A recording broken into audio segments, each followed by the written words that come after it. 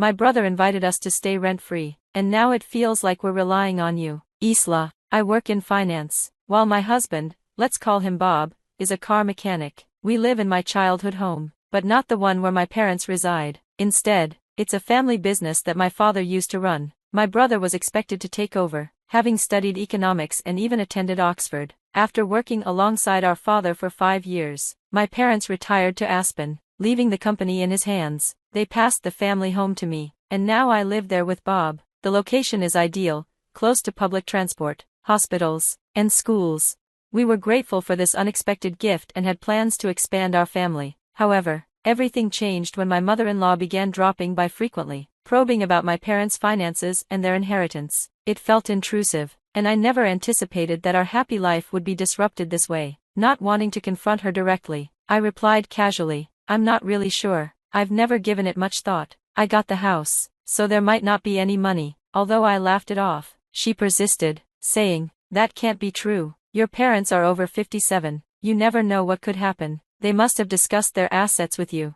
Her interest in our family's finances was palpable, and I suddenly felt she might be banking on my parents' wealth. I knew exactly how much I would inherit but opted to remain silent, believing it was better not to divulge this to my mother-in-law or even Bob, who was quite close to her. Just when I thought things couldn't get stranger, my mother-in-law and my brother-in-law's family arrived unannounced one holiday morning at around 7 a.m. Movers in tow, ready to settle in.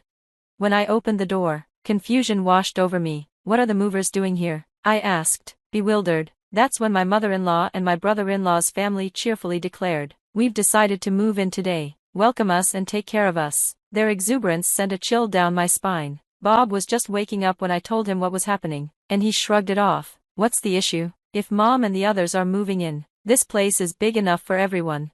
His nonchalance astonished me. Just as I was processing the shock of them moving in, my sister-in-law made an even bolder claim, stating, "Brother Isela invited us. Since he called, we won't be paying rent or utilities. We're depending on you, ISA." Meanwhile, my brother-in-law began picking out rooms for himself, announcing, "This room gets great sunlight, we'll take it. Bob, move your things to the hallway." I felt completely at a loss. Although the house belonged to me, they were treating it like their own, entering and claiming rooms without so much as a "by your leave." My mother-in-law and sister-in-law seemed devoid of basic courtesy, especially my sister-in-law, who once rummaged through my bag without asking. If this continued, I'd be living in a nightmare. They were essentially invading my space, acting as if they owned the place. Normally, I pride myself on staying composed, but their brazen attitude pushed me over the edge. I couldn't take it any longer. I raised my voice, demanding they leave. To my shock, they responded with arrogance, telling me to leave instead. Then, out of nowhere, I felt a sharp sting on my cheek. Did she just slap me? The realization hit me a moment later, leaving me stunned and in disbelief. The pain throbbed, and something inside me snapped. I couldn't live with people who treated me this way in my own home. This was my house, and I refused to let them live here like parasites. I made the decision to pack my belongings and leave. I needed to tell my family what was happening, so I rented a short-term apartment. From there, I would have to commute to work. When I broke the news to my parents over the phone, I sensed their anger, especially from my usually supportive father. He had always been kind, even with his strict CEO demeanor. I hated to burden my retired parents with my issues, but I felt I had no choice. My inherited home was being taken over while I stayed in a temporary apartment. I knew my husband and his family were enjoying my house as if it were their own. Following my brother and father's advice, I took action. A few days later, during my break, I checked my phone and saw a barrage of missed calls and messages from Bob. I understood immediately why he was trying to reach me. I had contacted the water and electric companies to disconnect the utilities. Our house relied entirely on electricity, and we hadn't installed solar panels, so there was no alternative power source. Given the heat, I imagined living without electricity and water was challenging for them. Just as I was about to ignore the calls, Bob rang me. "What's happening? There's no electricity, and the water isn't working. Did you stop the service?" His panicked voice made it clear he was worried. Since the house now belonged to me, I couldn't justify keeping the utilities on while I was away. It felt reasonable to turn them off and avoid unnecessary bills. But Bob was furious, insisting I renew the contracts immediately. Just because he wanted me to renew didn't mean I had to comply right away. I won't agree to renew the contracts just because they want me to. If they want to stay, they should use their own money. They keep insisting it's my house, so I should be the one to pay, but their words and actions don't match. I have no intention of renewing the contract or covering the bills. If they're unhappy with that, they should leave.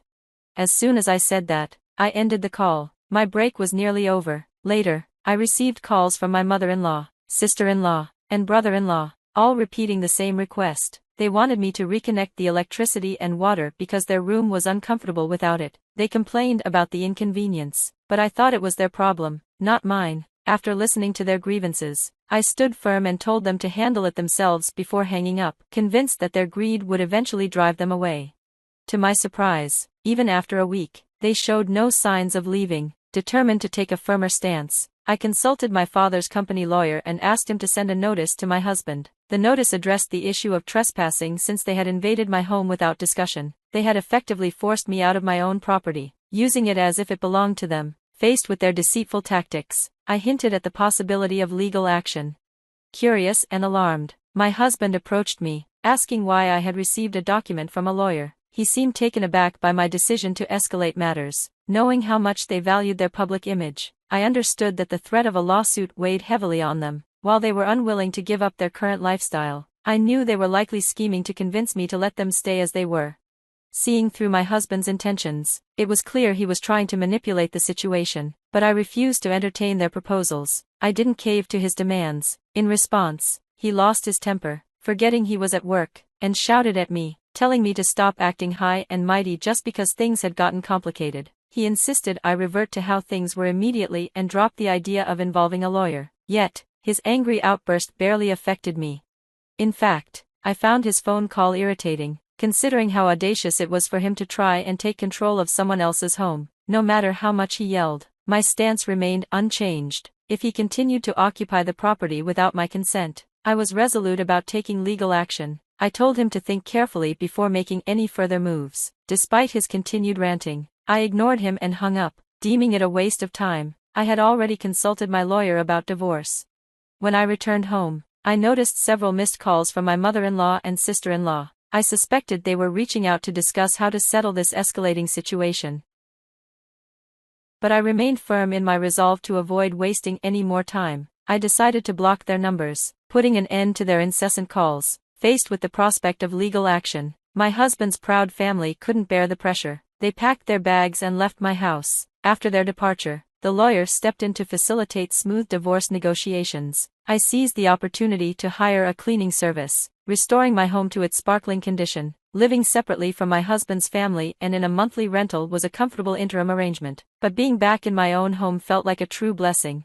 The house did show signs of wear in some areas, which prompted me to consider renovations. Consulting with my father, he recommended a reliable contractor, and discussions about the renovations began. Living alone has proven incredibly comfortable. I'm no longer constrained by anyone's presence, free to lounge on the sofa without fear of reprimand. I can enjoy any meal without judgment. As I relish my current lifestyle, the prospect of renovating my home adds an exciting dimension to my newfound freedom.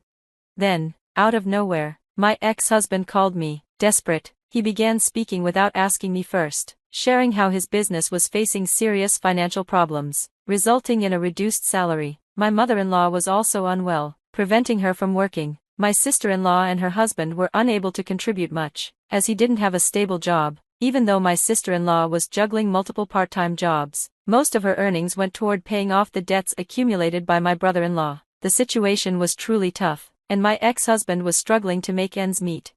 When I heard all this, I couldn't help but think, wow, really? Despite their financial struggles, my feelings haven't changed. They entered my home without permission, did whatever they wanted, and even tried to force me out. It was truly unbelievable. I felt no sympathy for them. Their difficulties were not my responsibility. They were family, and they needed to handle their issues on their own. My ex-husband grew even more anxious when I mentioned, "Don't say things like that. We're in real trouble. We might not even afford rent, and tomorrow we could struggle for food. Hey, we used to be a family, right? Please help us," he pleaded, his voice almost breaking.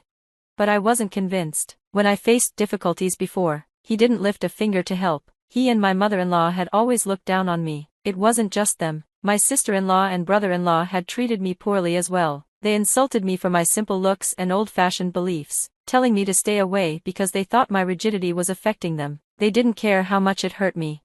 My mother-in-law made things worse, pressuring me to have a baby as soon as possible. She forced strange herbal remedies on me, scheduled unnecessary doctor's appointments, and spread rumors among the neighbors that I was a barren wife. Looking back, it was a difficult situation. My marriage had no positives. My ex-husband, who was once kind, had become nothing more than his mother's puppet.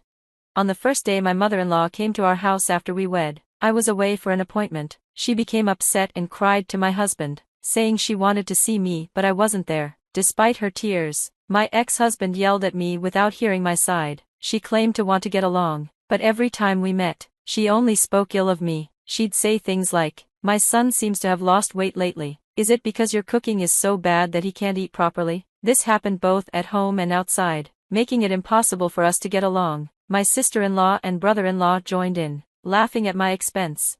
I can't deal with people who act like this anymore. No matter what they say, my feelings won't change. I can't help them, so I'm ending this call now. I hung up the phone and blocked the new number, knowing my ex-husband might change it to try to reach me again. To prevent this, I planned to change my phone number at the store over the weekend.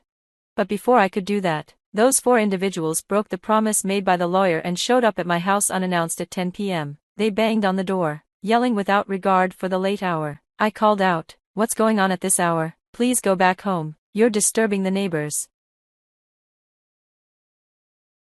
When I went to open the door, they seemed poised to barge in, so I decided to communicate through the intercom instead. However, the 4 of them didn't care and continued banging on the door, causing a ruckus. I couldn't believe I was dealing with people so out of control. Frustrated, I contemplated calling the police.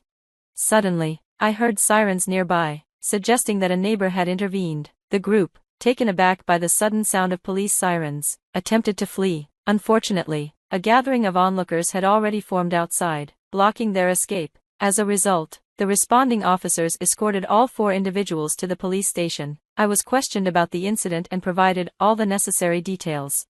The news about my ex-husband and his friend's actions quickly spread throughout the neighborhood. It turned out that one of my ex-husband's colleagues was among the group, and by the following day, everyone at the office knew about the situation. Already struggling with a reduced salary, my ex-husband's involvement with the police only exacerbated his difficulties at work. He ended up losing his job, which meant he couldn't afford his apartment anymore.